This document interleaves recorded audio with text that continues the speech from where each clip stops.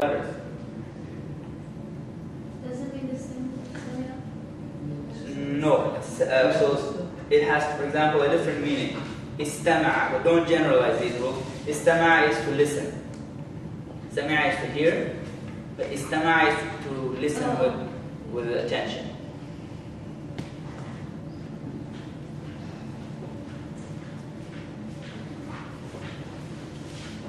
Is that like, that's not the formula for it? The Like formula. astamara and istamara? No, don't generalize these. No. Oh. This is one example. So, But the you thing have you to get find from out,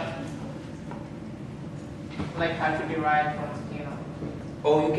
you will learn how to derive, but right now I just want to explain the concept of mujarrad al-mazid. So mujarrad means mujarrad can be thulathi or rubai. Why is that? Because fi'l itself cannot be anything but thulathi or rubai, right? Fi'l can it have 2 letters? No. Can it have 5 letters? No, it has to have either 3 letters or 4 letters. And what do I mean by letters? Original root letters. Extra letters can be many, right? Like in this example. If you just cared about letters, then this wouldn't be a fi'l because it has 1, 2, 3, 4, 5 letters. So is it a fi'l? If we just care about the letters, then it wouldn't be a fi'l. But when we say it has to have 3 or 4 letters, we mean original letters, root letters. So the root letters are only 3 here. Again, Sin, Mim, and Ain. In this example, the root letters are 4. Dal, Ha, Ra, Jim. Ta is the extra one. So it is still rubai. Because it's taken from here. It can be traced back to this. These two can be traced back to Sami'a. So, what does it mean though? Mujarrad? Mujarrad means in the purest form, which is past, third person, masculine, singular, the only letters that exist are the root letters, nothing more. And mazid means in the purest form, which is past, third person, masculine, singular, there are other letters than the original letters. Okay, like here we have the original root letters, Sin, Mim, and Ain. But do you have extra things? Yes, we have Hamza. Here we have Sin, Mim, and Ain, which are the original root letters. We have extra things, yes, Hamza and Ta. So that's the difference between mujarrad and mazid. So is this clear, the concept of mujarrad and mazid? So once we know that, then we know that both thulathi and rubai will have mujarrad and mazid. Like we have here. Thulathi mujarrad, thulathi mazid, these two. Rubai mujarrad, rubai mazid. So, in the examples that you gave of mazid, are the purest forms that you use forms we haven't learned yet? We haven't learned these forms.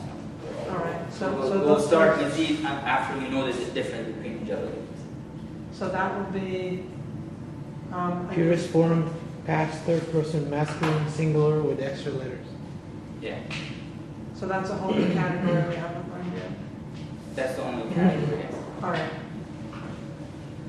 What we have learned so far is thulathi, and we have touched on rubai, but we have learned them when you go back to the original, to the purest form, you only get the original root letters, nothing more.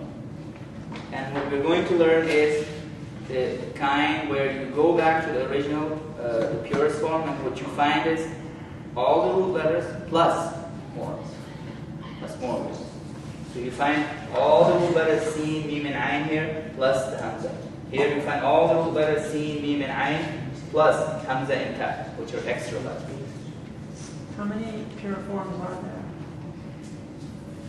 But what do you mean by I don't know. I don't know what Yeah, I but mean. it's, I mean, Oh, we have done this, I think, a few times. The purest form, we might have not emphasized it so much, but the purest form of a fi'l is always the past, third person, masculine, singular. Like all the samples we gave is in that form, like daraba, fataha, they're all past, third person, masculine, singular. You can have ضربا, ضربوا, ضربت, ضربتا, and so on, right? But those are not in the purest form because there are different numbers. You add, things to it to give it a different meaning. فتح means he opened, but فتحت means I opened. But فتحت is not in its purest form because you have an extra letter, tu, فتحت. But فتح is in its original purest form because you have nothing but the original root letters. So as a standard, we use the past third person masculine singular as the purest form because that is the only purest form that's out there. And everything you've put up there so far is a fi'l. Yes. So the fi'l, for any fi'l, if you want to find its purest form, you go back to past third person masculine singular, which are these. And when you go to that purest form, check. For what do you check? You check for extra letters. If there are no extra letters, then we call it mujarrad. Like here, no extra letters, no extra letters. If there are no extra letters. If there are, then you call it mazid. Here, you see mim ayn is from there, you have an extra letter. Same thing here, ta is the extra letter. And always, mazid is derived from mujarrad. Because mujarrad is the root, right? Mujarrad is the origin. Mujarrad is what's pure. And mazid is not pure. Mazid has extra letters with it. Is mazid can be mudara also? Or? Of course. Now what we have learned, that's why I said what we learned was very critical because all of those things that we learned can apply to mazid more or less in the same way. We can have mudari, we can have masdar, we can have amr, nahi, and all of those things. Yeah. Correct me if I'm wrong. The basic difference between al-mujarrad and al-mazid is that al-mujarrad has 3 letters. And thulathi will have 3 letters. And rubai will have 4. And sulasi has 3 in Rubai. So far, that I understand is that the al-mujarrad has 3 letters and the al-mazid has 1 extra letter. Is that right? 1 or 2 or 3. 1 or 2. Once it's mazid, then it doesn't have to be 1. There is no set. It could be 1 or 2 or 3 extra letters. Like in this example, we have what? 2 extra letters. 2. The hamza and the ta. This example, we only have 1. This example, we have 1. So that's not really what we care about. Is are there any extra letters or not? If there aren't, it's mujarrad. If there are, it's mazid. So if you put a new word on the table, how we should go about identifying it? Just look at the letter, count the letters, or It's like, what do you mean? See, if you put I think what you're saying is, and I have the same question. If you put a full letter word, how do I know is it a mujarrad in its purest form or is it a You look at full the. letter? You look at the. If it is 5 words, 5 letters or above, we know it's No. Yeah, if it's say that's a valid question. The difference, for example, between this and this, right? That's what comes to mind.